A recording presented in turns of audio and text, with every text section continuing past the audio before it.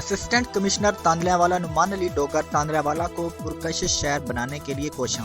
شہر بھر میں صفائی ستھرائی اور سجاوٹ کا کام جاری۔ شہر بھر کی تمام شاہراہوں کے ڈیوائیڈر کو بھی نئے سرے سے رنگ کر دیا گیا۔ شہریوں نے اسسٹنٹ کمشنر تاندلیاوالا نعمان علی ڈوگر کی کاوشوں کو خوب سراہا۔ اب رخ کرتے ہیں جنگ کا۔ پاکستان میڈیکل ایسوسی ایشن کے انتخابات میں ڈیموکریٹک الائنس گروپ بھاری اکثریت سے کامیاب ہوگا۔ ڈیموکریٹک الائنس ہی ڈاکٹرز کی حقیقی ترجمان ہے۔ ان خیالات کا اظہار ڈیموکریٹک الائنس گروپ کی امیدوار نیب صدر معروف gynaecologist in charge head of gynaecology unit number 2 DHQ Jhang doctor Sonia Zafar نے میڈیا سے گفتگو کرتے ہوئے کہا، پاکستان میڈیکل ایسوسی ایشن سال 2022 کے انتخابات کی تیاریاں عروج پر ہیں۔ انشاءاللہ ڈیموکریٹک الائنس گروپ ہی بھاری اکثریت سے کامیاب ہوگا۔ سال 2022 مزید ڈاکٹر کے مسائل حل کروانے کا سال ثابت ہوگا۔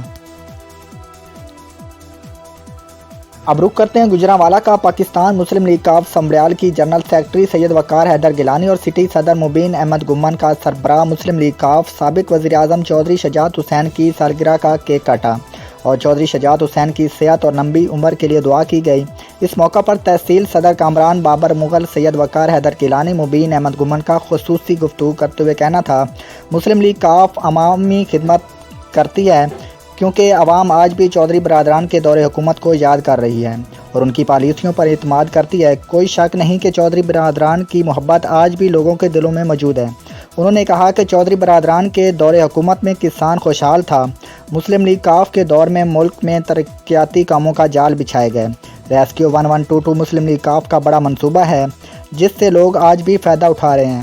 اس کے علاوہ ہر خاندان میں نوکریاں تقسیم کی گئیں۔ ایک سوال کے جواب میں ملک شہزاد محمود کا کہنا تھا، مسلم لیگ کاف موجودہ حکومت کے ساتھ تھی اور ساتھ رہے گی۔ عوام کو ریلیف دینے کے لیے چودھری پرویز الہی ہر جگہ پر حکومت اپنی رائے دیتے ہیں اور حکومت کے ساتھ حق بات کرتے ہیں۔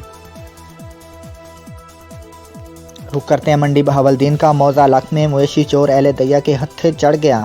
ایک فرار، دوسرا ہجوم کی تشدد سے ہلاک جبکہ تیسرے کو پولیس کے حوالے کر دیا گیا۔ پھالیہ کے نواحی گاؤں لق میں 3 مویشی چور سکندر نامی کسان کے ڈیرہ سے مال مویشی گاڑی میں ڈال رہے تھے۔ اسی اثنا میں اہل دیا کو علم ہو گیا، جنہوں نے ملزمان کے گرد گھیرا تنگ کر کے 2 ملزمان شاہزیب اور شیر علی نامی 2 ملزمان کو رنگے ہاتھوں پکڑ لیا جبکہ ایک ملزم موقع سے فرار ہو گیا۔ تھانہ پھالیہ نے لاش اور واردات میں استعمال ہونے والی گاڑی قبضہ میں لے کر کارروائی شروع کر دی۔